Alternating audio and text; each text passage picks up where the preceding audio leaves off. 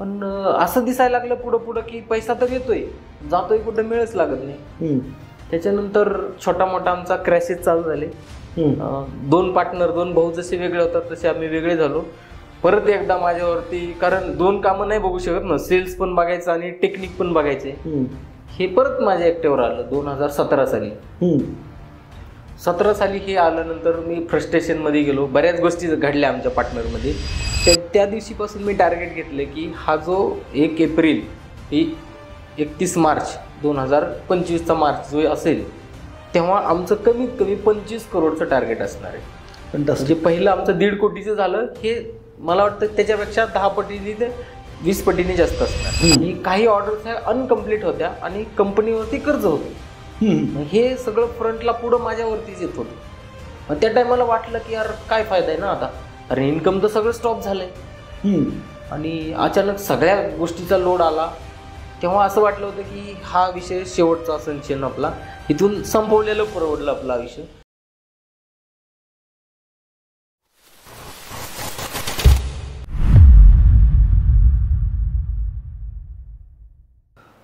नमस्कार मित्रांनो, मी आकाश गोंदावले, विजेता कॉर्नर द रिअल हिरो या पॉडकास्टमध्ये तुमचं सगळ्यांचं स्वागत करतो. आज आपल्याकडे एक व्यक्ती आलेली आहे, जी व्यक्ती एका खेडेगावातून पुण्यासारख्या शहरात येते, जिथं त्याला कसं वागायचं, कसं राहायचं, कुठं जायचं, कसं खायचं हे सगळं कळत नव्हतं.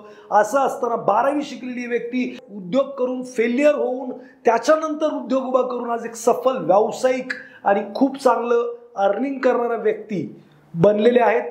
खूप गरीब घरातून किंवा शेतकऱ्याच्या कुटुंबातून येऊन एक व्यावसायिक बनणं, फर्स्ट जनरेशन बिझनेसमॅन बनणं आणि त्यातही स्टेबल बिझनेस करणं ही सोपी गोष्ट नाही आहे. आज अशाच माणसाची स्टोरी आपल्याला माहिती होणार आहे किंवा इन्स्पिरेशन करणार आहे. त्यांच्या आयुष्यातले चढ उतार, त्यांच्या आयुष्यातले प्रॉब्लेम्स, त्याच्यावरती त्यांनी काढलेले सोल्युशन्स आणि त्यांनी परिस्थितीवरती मिळवलेला विजय या स्टोरीचा पार्ट असणार आहे. सो सगळ्यांनी शेवटपर्यंत हा पॉडकास्ट पहा. नक्कीच तुम्हाला हे तरुण उद्योजक इन्स्पायर केल्याशिवाय राहणार नाहीत. तर स्वागत करूयात विजेता कॉर्नरमध्ये संतोष चौधरी सरांचं. Santosh sir, thank you very much for coming here. Thank you sir, thank you, धन्यवाद सर. यस, तुमच्याबद्दल थोडक्यात माहिती सांगा. हा, जसं की सर, माझं नाव संतोष चौधरी आणि जेव्हा मी पुण्यामध्ये आलो होतो, एक व्यवसाय करायचा किंवा काहीतरी मोठा विषय करायचा आहे, पैसे कमवायचे आहेत, मोठं व्हायचं, हा एक स्वप्न होतं माझं. त्याच्यासाठी मी पुण्यामध्ये आलो होतो. सुरुवातीला माहीत नव्हतं कुठं जायचं आहे, कुठं राहायचं आहे, काहीच माहीत नव्हतं. घरचे बोलायचे नको जाऊ. एकदा सुरुवात सांगतो मी की घरी येऊन मला पुण्याला यायचं होतं आणि दुपारचा वेळ होता. दुपारी शेतामध्ये आंब्याच्या झाडाखाली सगळे झोपले होते. मला वेळ भेटला की चला आता आपल्याला पळून जायचं आहे. पहिले गावाला कसं असायचं की एक हा अमुक माणसाचा पोरगा गेला पळून गेला म्हणजे काय करतो, हे आम्ही अभ्यास केलेला. तेव्हा पळून गेला म्हणजे तो कुठंतरी टँकरवर जायचा ड्रायव्हिंग करायला. म्हणजे ते काळ्या तेलाचे टँकर होते त्याच्यावर जायचे आणि पळून गेला बाबा. मग ही चर्चा असायची पूर्ण गावामध्ये. मग मला पण वाटायचं यार आपण कधी पळून जायचंय. म्हणून मी काय केलं, सेम एकदा ते गावामध्ये काळ्या तेलाचं टँकर आलं. ज्याच्याकडे तो ड्रायव्हर होता ना, त्याला बोललं की बाबा मला तुझ्यासोबत यायचंय. म्हणलं चल. पण तू कुठं जाणार आहेस? म्हटलं मला पुण्याला सोड. अरे पुणे काय बारीक आहे का, जाणार कुठं पुण्यात, राहणार कुठं काय? म्हटलं मला काय माहिती नाही, तू मला पुण्यात सोड, बघतो माझं मी. माझ्याकडे तेव्हा मी मामांकडून काहीतरी 3,000 आणि स्वतःची सेव्हिंग इकडून तिकडून मिळून 4-5 हजार रुपये खिशात होते. 6 ते 6.5 हजार रुपये माझ्याकडे होते. मला वाटायचं हे पैसे म्हणजे कमी आहे का. म्हणजे खेडेगावात असताना 2006ची गोष्ट आहे. 6,000 म्हणजे खूप मोठी गोष्ट वाटायची. तेवढे पैसे घेऊन मी त्या काळ्या तेलाच्या टँकरमध्ये पुढं बसून निघून आलेलो होतो घरातून. त्यावेळेस काही मोबाईल नव्हते, काय नव्हते, पण घरच्याला माहीत होतं हे जाणार आहे पोर. पुण्यात आल्यानंतर मी ह्याच्यामध्ये उतरलो होतो आपल्या पुणे स्टेशनच्या तिथं. ते चालले होते मुंबईला, ते टँकर जाणार होतं मुंबईला. मला त्यांनी पुणे स्टेशनच्या तिकडं सोडून दिलं. खाली उतरून बघतोय तर वेगळं सगळं, जसं मी अपेक्षा ठेवल्या होत्या ना, एक स्वप्नात असतं ना माणूस, इथं गेल्यावर मला सगळं मिळेल. इथं कोणी ओळखीचं नव्हतं, कुठं जायचंय काहीच माहीत नव्हतं. पण एक राजू नावाचा मित्र होता, माझे गणिताचे टीचर होते, त्यांनी आमचं ट्युशन घेतलेले होते आणि ते एका ह्याच्यामध्ये काम करत होते, कंस्ट्रक्शन लाईनमध्ये क्रेन ऑपरेटर म्हणून. त्यांचा मोबाईल नंबर होता फक्त माझ्याकडे. एका कॉईन बॉक्सवर जाऊन मी कॉल केला की मी असं असं पुणे स्टेशनला उतरलोय. मग ते बोलले तू ये चतुर्सुंगीला. चतुर्सुंगी पण काय माहिती कोणाला. चतुर्सुंगीचं नाव सांगितलं, ते बोललं डांगे चौकाच्या रोडला लागती.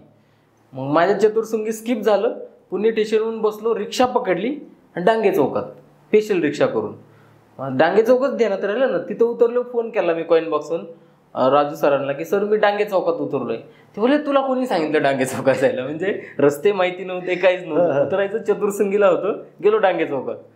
तिथून नंतर मग परत त्यांनी सांगितलं असं असं चतुर्सुंगीला उतरलो, त्यांच्याकडे गेलो. मग त्यांनी काय केलं, राहायचं काहीच नव्हतं ना शहरासारख्या ठिकाणी. त्यांनी काय केलं, मग त्यांची जी रूम होती बॅचलरची राहायची, त्या रूमच्या कॉट बेसिसवर राहत होते. ते कॉट मला देऊन टाकली आणि ते स्वतः कंस्ट्रक्शनच्या साईटवर राहायला लागले.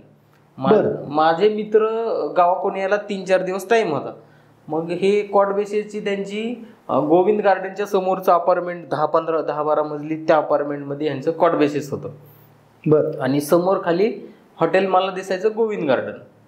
मग मी माझं जेवणाचा कार्यक्रम कुठं असायचा, खाली उतरलं की गोविंद गार्डनला जायचं, जेवण करायचं, 500-700 रुपये बिल यायचं एका टायमाचं. ते बिल द्यायचं आणि जाऊन आपलं झोपायचं.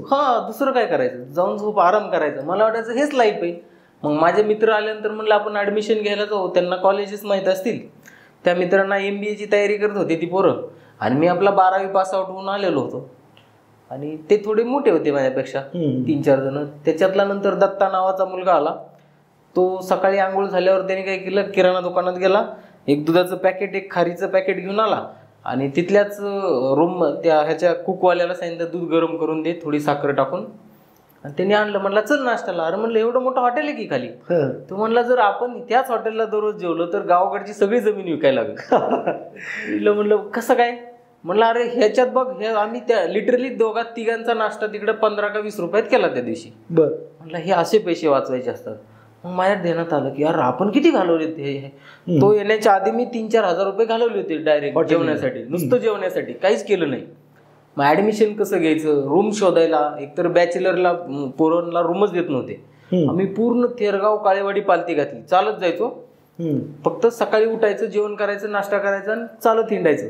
काय तर रूम पाहिजे. आणि रूमवाले काय करायचे, रूम आहे म्हणलं की बरं वाटायचं.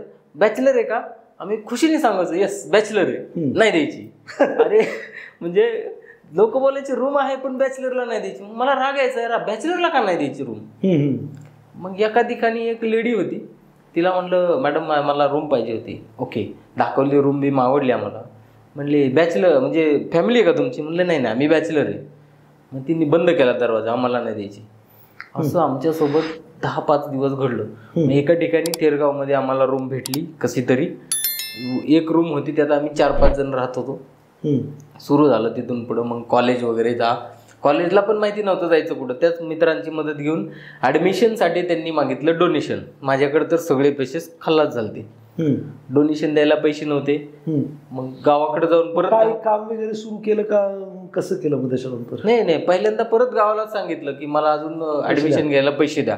घरच्यांना वाटलं चला पुण्यात कुठंतरी ऍडमिशन घेतोय. 10-15 हजार दिले त्यांनी. मग पिंपरीला जाऊन मी कमी ऍडमिशनला पैसे लागत म्हणून त्या MP कॉलेजला ऍडमिशन घेऊन टाकलं.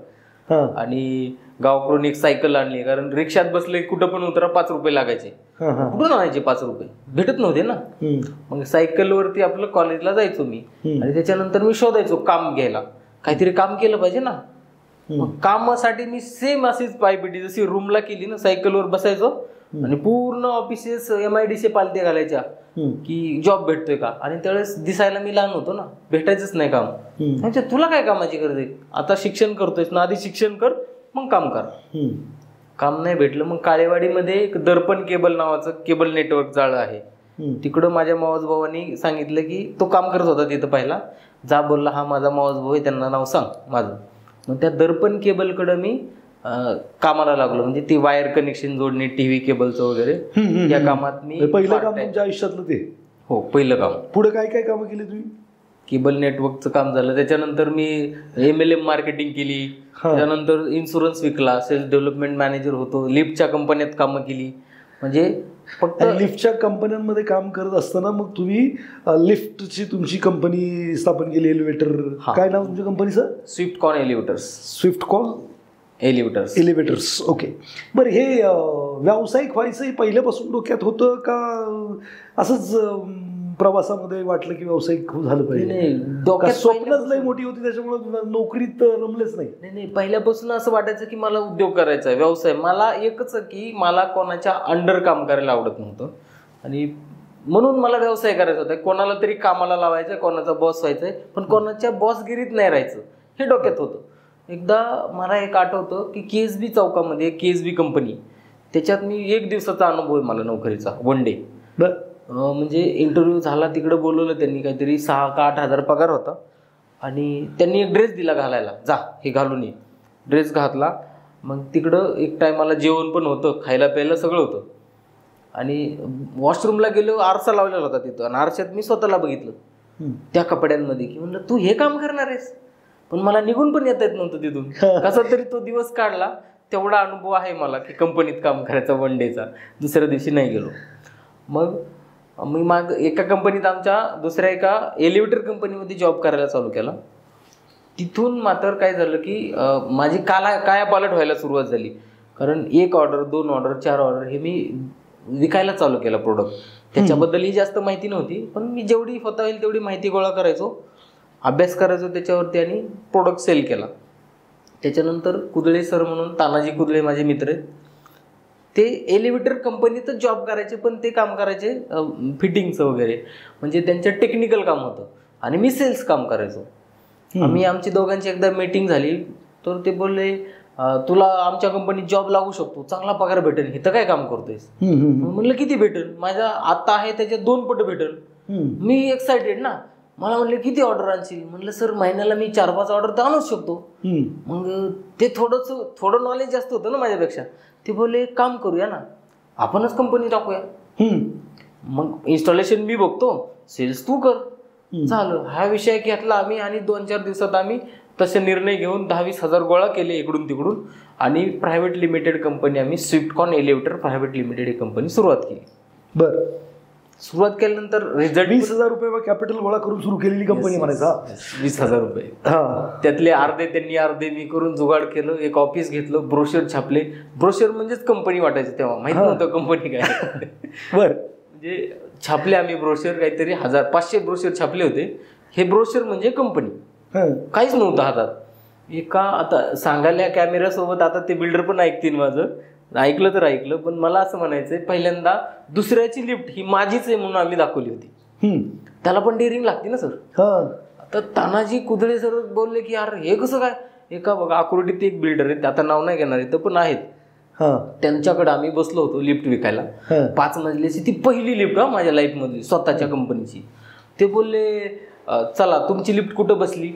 आता पहिलीच तर कुठं बसली, तर आमचं ऑफिस सांगलीला होतं. मी तोंडातून आलं सर सांगलीला आहे. म्हणले ठीक आहे 5 मिनिटं बसा, आपण जाऊन बघून येऊ. घाम फुटला ना माझ्या पार्टनरला, करायचं काय, कोणती लिफ्ट दाखवायची. मग तेव्हा त्यांना मी तानाजींना सांगितलं की काम करा तुम्ही, जावा. बाईक होती आमच्याकडे तेव्हा, एकाच बाईकवर दोघं गेलतो. म्हणलं मी सरांच्या गाडीत येतो, तुम्ही जा. ती आपण मेंटेनन्सला घेतलेली ना, ते मला वाटतं रिलायबलची लिफ्ट होती, रिलायबल कंपनीची, तिच्यावर नाव नव्हतं. म्हणलं जा वॉचमॅनला 500 रुपये देऊन टाक आणि त्याला पटव की माणसं येतील, त्यांना सांग ह्यांचीच आहे. मग ती आम्ही रिलायबल नावाची जी लिफ्ट होती ती आमची म्हणून दाखवून टाकली आणि घेऊन गेलो मी बिल्डरला त्यांच्यासोबत. लिफ्टमध्ये वरती खाली आणलं मस्तपैकी. त्यांनी जाताना एक टॉन्ट मारला पण बिल्डरनी, साहेब आपलीच आहे ना लिफ्ट, आपलीच दाखवताय ना. म्हणलं बस का साहेब. म्हणजे खाली आल्यानंतर जीव आला, गाडीत बसून परत रिटर्न आलो आणि सगळ्यात पहिली ती ऑर्डर आम्ही घेतली. फंटास्टिक. जेव्हा मला पहिली ऑर्डर कितीची होती? 5.5 लाखाची. 5.5 लाखाची. ओके. पहिली ऑर्डर आल्यानंतर कॉन्फिडन्स असा झाला, कुठलाही बिल्डर असू दे, भले हडपसरचा असू दे किंवा वाघोलीचा असू दे, त्याला सांगायचं लेटेस्ट टेक्नॉलॉजी, लेटेस्ट फीचरवाली जी लिफ्ट आहे ती अकोर्डीत आहे, चला बघायला. म्हणजे आपली दाखवायची ना इथून पुढे. तिथून कॉन्फिडन्स बिल्ड झाला आणि एकच्या नंतर दुसरी, दुसरीच्या नंतर आम्ही खुशी मानायचो. म्हणजे छोटी जरी ऑर्डर आली तर एक्साइटेड वाटायचो सर. नवीन ऑर्डर आली की मजा यायची. असं करत करत करत आम्ही 3 वर्ष बेस्ट बिझनेस केला. आय थिंक सो 1 कोटी जर धंदा केला तर 1 कोटीच्या आत मला वाटतं तेव्हा ते पण आम्हाला ह्यांनी सांगितलेलं सीएनी की ऑडिट लागत नाही. After 1 CR audited balance sheet लागते. असं काहीतरी असतंय. मग काय करायचं मग. मी म्हणायचं आत झाला पाहिजे आपला, कमी झाला पाहिजे बिझनेस. तिथवर नेहमी आम्ही ठेवला होता बिझनेस 1 कोटीपर्यंत. म्हणलं ऑडिटेड कशाला पाहिजे नाही का, कशाला टॅक्स भरायचा आहे. मग पैसे तर भरपूर यायचे. आता समजा एखाद्या वेंडरला पैसे द्यायचे म्हटलं की आम्ही सांगायचं ह्या दिवशी देतो, पैसे यायचे आणि जायचे. पण असं दिसायला लागलं पुढं पुढं की पैसा तर येतोय, जातोय कुठं मिळच लागत नाही. त्याच्यानंतर छोटा मोठा आमचा क्रॅशेस चालू झाले. 2 पार्टनर 2 भाऊ जसे वेगळे होतात तसे आम्ही वेगळे झालो. परत एकदा माझ्यावरती, कारण 2 कामं नाही बघू शकत ना, सेल्स पण बघायचं आणि टेक्निक पण बघायचे. हे परत माझ्या एकट्यावर आलं 2017 साली. 17 साली हे आल्यानंतर मी फ्रस्ट्रेशन मध्ये गेलो. बऱ्याच गोष्टी घडल्या आमच्या पार्टनरमध्ये. लॅबिलिटी आली, 17-18 लाखाची लॅबिलिटी आली होती. ह्याच्यामध्ये दडपणा देणं आलं, खूप देणं झालं सर, कर्जबाजारी झालो. म्हणजे काय करायचं हे कळत नव्हतं. म्हणजे घरात बायकोच्या अंगावरचं सोनं नाणं सगळं गेलं. एक त्याच्यामध्ये मी गाडी पण घेतली होती, त्या गाडीची पण असेच झाले, ऍक्सिडेंट मध्ये गेली ती पण गाडी. मालगाडी होती. मला वाटलं इथून तरी उभं होईल मी, काहीतरी होईल, 2 पैसे येतील. उचापती बऱ्याच केल्या, पूर्ण तो पण विषय कामातून गेला. त्याच्यानंतर मी 6 महिने लिटरली फ्रस्ट्रेशन मध्ये होतो. मला डॉक्टरनी सांगितलं होतं की लाईफ टाइम बीपीची गोळी घ्यायला लागेल. अरे बापरे. यस, एवढं स्ट्रेस टेन्शन होतं तेव्हा. दुसरं काही सुचत नव्हतं. श्वासोश्वासावरून असं वाटायचं की काहीतरी काय होते का, कोण येते का पैसे मागायला, कोण मारते का काय. एवढा हॅम्बरिंग झालं, एवढी वाईट परिस्थिती निर्माण झाली होती. यस. त्यानंतर उभं राहायला गेलो सर. 2019ला मी परत लिफ्टमध्ये आपलं स्वतःचं वर्चस्व तयार करायला घेतलं. कर्ज तर होतं, वेंडरचे फोन यायचे नाही, त्याचे कंटिन्यू कॉल यायचे. मी माझे सगळे नंबर बंद केले, एक नवीन नंबर चालू केला. पण डोक्यात हे होतं की वेंडरचे तर देऊ आज न उद्या, कारण वेंडर सर सोडू शकत नाही ना. वेंडर हा मोठा असतो, त्याला सगळं माहित असतं आपलं. काही स्पेस मिळाला, मी 19 मध्ये चालू केला उभारी घ्यायला, थोडा बिझनेस सेटअप केला. त्याच्यानंतर काय झालं की 2020 मध्ये लॉकडाऊन लागला आणि मला एक बिल्डिंग कर्ज फिटलेलं होतं नव्हतं फिटलेलं. म्हणजे 2000 मध्ये काय केलं, 2020 मध्ये एक खाजगी सावकाराकडून मी 6 रुपये शेकड्यांनी पैसे काढले. अरे बापरे. बिझनेस डेव्हलप करायचा, ही ऑर्डर संपवायची, मला महिन्यात 2 महिन्यात संपवायची आणि इथून 5 लाख रुपये प्रॉफिट मिळेल हे कॅल्क्युलेटेड होतं. मी पैसे उचलले, 1 महिना झाला आणि लॉकडाऊन घोषित झाला. अरे बापरे. आणि त्यावेळेस मला वाटतं माझ्याकडे 2-3 लाख रुपये होते, पण मी त्यांना देऊ शकलो नाही. कारण म्हणलं आज न उद्या 4-8 दिवसात लॉकडाऊन खुलेल, रिपीट आपण चालू करू, पण ते लॉकडाऊन उघडलंच नाही. आणि ते खाजगी सावकाराचा मला फोन यायचा दर तारखेला, आणि 2 लाख रुपये घेतले होते, म्हणजे 12,000 व्याज. हे जायचं, काम करा किंवा नको करू. मी गावाला होतो तेव्हा फॅमिली सोबत. 12,000 प्रमाणे मी त्यांचे पैसे दिले. 2 लाखाचे 4.5 लाख रुपये भरले सर. परत एक बार म्हणजे उभारी घेता घेता परत डाऊन लावलो. आणि त्यावेळेस मनी अकॅडमीतून मला फेसबुकच्या माध्यमातून आकाश सर तुमचा व्हिडिओ भेटला की लाईफ बदलायची असेल तर येणारे 3 तास अटेंड करा. रविवारचा दिवस होता. तो दिवस मी लाईफ मध्ये कधीच विसरणार नाही. माझ्या लाईफ मधला चेंजिंग टर्निंग पॉईंट तो होता. तिथं मी मनी अकॅडमी मधून फ्री सेमिनार होता 3 तासाचा. तो वेबिनार अटेंड केला. माझ्या लक्षात आलं की यार आजपर्यंत आपण किती चुकीच्या मार्गाने काम करत आलोय. म्हणजे पैशाला कसं कामाला लावायचं, फायनान्शियल लिटरसी नावाचा प्रोग्राम अटेंड केला आणि माझ्या डोक्यात प्रकाश पडला, अरे किती कामं आपण गलत केलीत, इथून पुढे आपल्याला आता सुधारायचंय. त्या दिवसापासून मी निर्णय घेतला की बिझनेस आता वेगळ्या पद्धतीने करू आपण. खर्च सगळे बंद करून टाकले. विनाकारण होणारे पैसे थांबवले. जे काय खर्च होत होते सगळे जागेवर स्टॉप केले आणि अर्निंग सोर्सेस कुठून मिळतील ह्याच्याकडे लक्ष केलं. ते 2 लाख रुपये जे होते ना व्याजाने काढलेले, सगळ्यात पहिलं त्याच्यावर अटॅक केला. तो संपवला विषय, कर्ज देऊन टाकलं. आणि जे वेंडरचे होते त्यांना टाइम टू टाइम त्यांना ठरवून दिले की हे चेक तुम्ही ह्या तारखेला टाका. आणि सुरुवात केली. आणि 2020 पासून पुढं टर्निंग पॉईंटला चालू झालं. मग कर्ज कधी भेटलं? कर्ज सर मला पुढं 5-6 महिन्यात मी संपून टाकलं सगळं. आज बघायला गेलं तर 0 डेप्ट आहे. आज 1ही रुपये आपल्यावर कोणाचं कर्ज नाही. आणि तुमचं पॅसिव्ह उत्पन्न पण खूप चांगल्या पद्धतीने. ठीक आहे. तो पैशाला आणि लोकांना कामाला लावायला तुम्ही परफेक्टली शिकले आणि तुम्ही केलेलं आहे. येस. फंटास्टिक. मला सांगा, या जर्नीमध्ये असा काही प्रसंग जिथं तुम्हाला वाटलं की मी हारलोय, संपलोय, माझ्या आयुष्याचा उपयोग नाही, किंवा फर्स्ट स्टेशनमध्ये असं वाटलं की यार संपवून टाकावं स्वतःला, असं कधी घडलं? झालं होतं. एकदा काय झालं की सेम आमचं जेव्हा 2 पार्टनरमध्ये विभागणी झाली आणि जे वेंडरचं पेमेंट द्यायचं होतं फ्रंटला, तर मी बिल्डरच्या समोर तर मीच असायचो ना, कारण आमचं डील ही बिल्डरची होती आणि काही ऑर्डर्स ह्या अनकम्प्लीट होत्या आणि कंपनीवरती कर्ज होतं. मग हे सगळं फ्रंटला पुढं माझ्यावरतीच येत होतं. मग त्या टायमाला वाटलं की यार काय फायदा आहे ना आता, अरे इन्कम तर सगळं स्टॉप झालंय आणि अचानक सगळ्या गोष्टीचा लोड आला. तेव्हा असं वाटलं होतं की हा विषय शेवटचा असेल आपला, इथून संपवलेलं परवडलं आपलं आयुष्य, कारण संपलंय ना सगळंच, काहीच दिसत नव्हतं. पण त्या दिवशी मी रात्रभर झोपलो नव्हतो. ही गोष्ट मी माझ्या बायकोला पण सांगितली होती. ती बोलली नाही काहीतरी करू आपण, बघूया. पण एक चिमुरडी एक लहान मुलगी होती, तिच्याकडे बघून मी थांबलोय आज. आणि 2020 मध्ये ज्यावेळेस मनी अकॅडमीचं जे काय सेशन अटेंड केलं फायनान्शियल लिटरसी, काय पायलट झाली टोटल. 2 गोष्टी शिकलो तिथून. एक तर पैशाला कामाला लावायचं शिकलो आणि माणसाला कामाला लावायचं शिकलो. आता किती आहे तुमच्या कंपनीचं टर्नओव्हर? सर आता आपल्या कंपनीचा टर्नओव्हर 1.5 करोडचा आहे सध्या. 1.5 कोटी आता. 1.5 कोटी. ठीक आहे, काय अडचण नाही.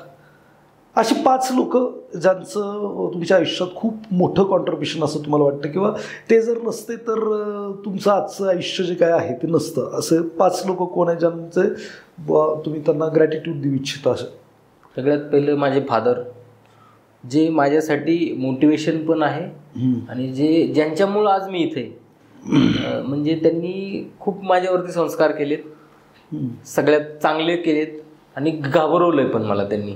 म्हणजे सगळ्यात जास्त मी घाबरतो पण त्यांना आणि सगळ्यात जवळची गोष्ट शेअर पण त्यांनाच करतो मी. तर माझे फादर आहेत, त्यांना मी धन्यवाद देईल सगळ्यात पहिलं. त्याच्यानंतर बरेचसे गुरु येऊन गेले. चोपडा सर म्हणून आहेत आमचे, MLM मध्ये मार्केटिंगमध्ये म्हणजे गॉडफादर होते. सगळ्या गोष्टी त्यांनी म्हणजे बोलण्याचं कसं ह्या सगळ्या गोष्टी शिकवल्या, त्यांचे धन्यवाद करील. आकाश सर तुमचे सुद्धा, तुम्ही पण म्हणजे तुम्ही आले म्हणून तर फायनान्समध्ये तर सगळ्यात म्हणजे टर्निंग पॉईंटच आहे. परत दादा भापकर आहेत, आमचे विदाते सर आहेत, राजेंद्रजी विदाते, ते आल्यानंतर म्हणजे 3री कंपनी आता आपण चालू करतोय राजेंद्र सरांसोबत. बघा, रिअल हिरो किंवा विजेता कॉर्नर सुरू करण्याचा पर्पज एकच आहे की जी लोक अडचणीत आहेत, प्रॉब्लेममध्ये आहेत, ते पण फिलिंग्स भरारी घेऊ शकतात, राखेतून उभे राहू शकतात, पण गिवअप करतात, सोडून देतात. त्यांना असं वाटतं की जी लोक सफलता मिळवतात, यशाच्या शिखरावरती पोहोचतात, ती लोक काहीतरी स्पेशल असतात, त्यांच्या आयुष्यात काही प्रॉब्लेम नसतात किंवा खास खळगे नसतात. आणि मग माझ्याच आयुष्यात प्रॉब्लेम म्हणून ते गिवअप करतात आणि काहीतरी सुसाईड करतात किंवा ते कामच सोडून देतात, परत उठण्याची ताकद नाही ठेवत. तर पर्पज या रिअल हिरोचा एकच आहे की त्या लोकांपर्यंत मेसेज गेला पाहिजे की बाबा तुमची जी वाईट परिस्थिती आहे त्यातूनच चांगलं निर्माण होतं. तर माझं असं मत आहे की जेव्हा जेव्हा वाईट घटना घडल्यात ज्याच्या कोणाच्या आयुष्यात, त्या वाईट घटनांमुळेच तुमचा आजचा चांगला दिवस आहे.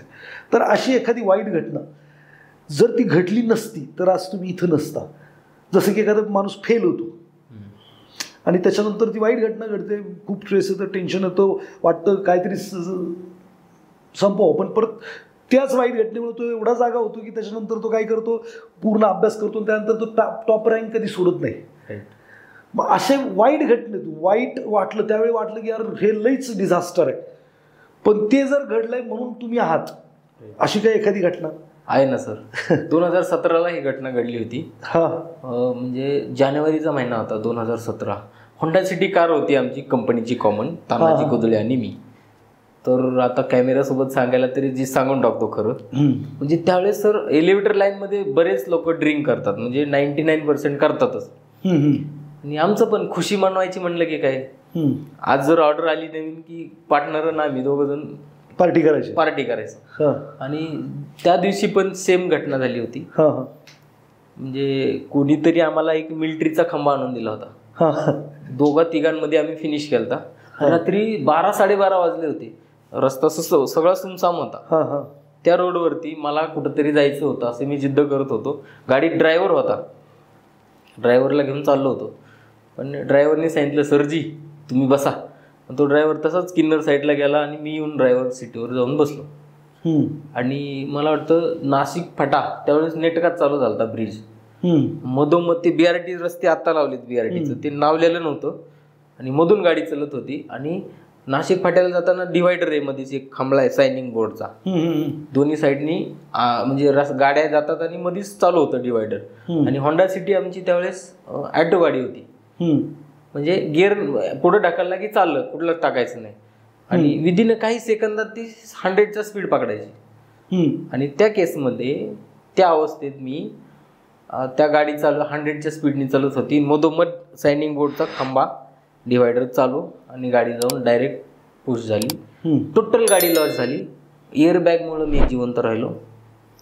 त्याच्या दुसऱ्या दिवशी मला शुद्ध आली, म्हणजे छातीमध्ये अशा क्रॅक गेल्या होत्या. म्हणजे डॉक्टरनी सांगितलं ह्याला तुम्ही हेच नाही करू शकत, प्लास्टर पण नाही करू शकत ना, कसं करणार त्याला. आणि 6 महिने मला असा मोठा श्वास पण घेता येत नव्हता. तेव्हा मला असं वाटलं की यार मी ह्याच्यातून बाहेरच नसतो आलो तर बर. मला जर कोण बोललं असतं ना व्यसन करू नको, सख्या बापाने सांगितलं तरी मी ऐकलं नसतं. तो दिवस आहे ना आजचा दिवस आहे. तेव्हापासून अजिबात नाही, दारूला हात नाही लावली, सुधारलो. आणि धन्यवाद करेल निसर्गाचे की ती जर घटना नसती घडली तर मी वायाला गेलो होतो. ती घटना घडली, गाडी टोटल लॉस झाली, पण आज मी जिवंत आहे. आणि तिथून पुढं लाईफमध्ये खूप सारे बदलाव झाले. पुढच्याला ठेच लागली तर मागच्याशी सावध व्हायचं असतं. सरांच्या या उदाहरणावरनं सरांना ठेच लागली, त्याच्यानंतर ते सावधही झाले. आणि आजच्या तारखेला त्यांनी सांगितलं की मी टचही केलं नाही, भविष्यात ते करणार नाही. एक वाईट घटनेने खूप चांगलं जीवन त्यांना दिलेलं आहे. तर मला हे म्हणायचं की आपले जे काही व्ह्युअर्स आहेत त्यांनी सुद्धा ही गोष्ट ठेच लागून सावध होण्या अगोदर, मला वाटतं की ठेच लागण्यापूर्वीच सावध झालेलं कधी पण चांगलं आहे. सो सरांचा हा मेसेज तुमच्यापर्यंत नक्कीच पोचला असेल अशी अपेक्षा करतो. काय संदेश द्याल युवा लोकांना की भविष्यात त्यांनी जर त्यांना ग्रोथ करायची आहे, एक यशाची उंची गाठायची आहे? पहिला संदेश तर मिळाला की बाबा व्यसन नाही केलं पाहिजे. दुसरं काय काय काय अशा गोष्टी आहेत ज्या फॉलो केल्या पाहिजेत असं तुम्हाला वाटतं? मला असं वाटतं सर, सगळ्यात आधी की स्वतः काय केलं पाहिजे, स्वतःमध्येच बघायचं की माझे काही प्रॉब्लेम्स आहेत, त्याच्यावरती मात करायची शिकायची. आणि कधी कधी काय होतं, आपण थकतो, म्हणजे प्रॉब्लेमचं सोल्युशन निघत आलेलं असतं. जसं की आपण बघा बोरविंगमध्ये पाणी वरी काढत असतो, थोडं थोडं थोडं वरती येतं, आणि ज्यावेळेस बाहेर यायच्या टायमाला आपण प्रयत्न सोडून देतो. असं बऱ्याच वेळाच होतं. पण प्रयत्न न सोडता जर कंटिन्युटी आपण जर ठेवली तर यश नक्कीच मिळतं. आज बघा मी सुरुवात केली होती, म्हणजे काहीच नव्हतं हातात, काय करायचं हेही माहिती नव्हतं. पण एप्रिल महिना चालू आहे ना आता, 1 एप्रिल ते 31 मार्च हे फायनान्शियल इयर असतं. आता जे आमचं कालचं झालं आहे त्या दिवशीपासून मी टार्गेट घेतलं की हा जो 1 एप्रिल ते 31 मार्च 2025चा मार्च जो असेल तेव्हा आमचं कमीत कमी 25 करोडचं टार्गेट असणार आहे. पण म्हणजे पहिलं आमचं 1.5 कोटीचं झालं, हे मला वाटतं त्याच्यापेक्षा 10 पटीने ते 20 पटीने जास्त असणार आहे. परंतु मला दिसतंय क्रिस्टल क्लिअर आहे, काही गोष्टी आम्ही केल्यात, त्या हिशोबाने बरेच लोकांची साथ आहे मला ह्याच्यामध्ये, एकट्याची नव्हे, सगळ्यांनी मिळून पुढे जाणार आहे, आमची टीम पुढे जाणार आहे. तर 25 करोडचं टार्गेट मी घेऊ शकतो, ज्याच्याकडं की खायला काहीच नव्हतं, राहायला रूम नव्हती. तर एवढ्या मोठ्या लेवलला आपण जाऊन पॅन इंडिया लेवलला काम करण्याचं हे आमच्या हातामध्ये स्वप्न आहे. तर मला तरुणांना एक सांगायचं आहे, जे तुम्ही करत आहात तेच करा, फक्त प्रयत्न सोडू नका. जर तुम्हाला त्यात स्कोप दिसतोय, कुठलाच बिझनेस छोटा मोठा नसतो. छोटा चहावाला सुद्धा आज किती मोठा होऊ शकतो. एक आमचे एक मित्र आहेत चहावाले, त्यांचा खूप मोठा बिझनेस आहे. तर जो काही बिझनेस आहे आपला, तो जर आपण कंटिन्यू चिकाटीने वेगवेगळ्या अँगलनी त्याला बघा, की त्याच बिझनेसला बघताना चौकडून बघता आलं पाहिजे की काय विषय, म्हणजे हाच बिझनेस दुसऱ्याचा असता, आपण त्याची काय कमी काढली असती, मग आपण आपल्या बिझनेसची कमी पूर्ण करून आपण पुढे जाऊ शकतो. 100%.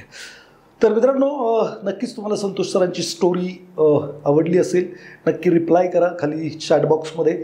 आणि संतोष सर, तुम्ही इन्स्पिरेशन ठरण्यासाठी या पॉडकास्टवरती विजेता कॉर्नर याच्यावरती आलात. रिअल हिरो तुम्ही आहातच, आणि पुढेही हे जे काही तुम्ही उंची मिळवली त्याची खूप मोठी उंची गाठाल अशी तुम्हाला शुभेच्छा देतो. आणि तुम्ही इथं आलात त्याबद्दल तुमच्या मनापासून आभार. धन्यवाद. Thank you sir, thank you.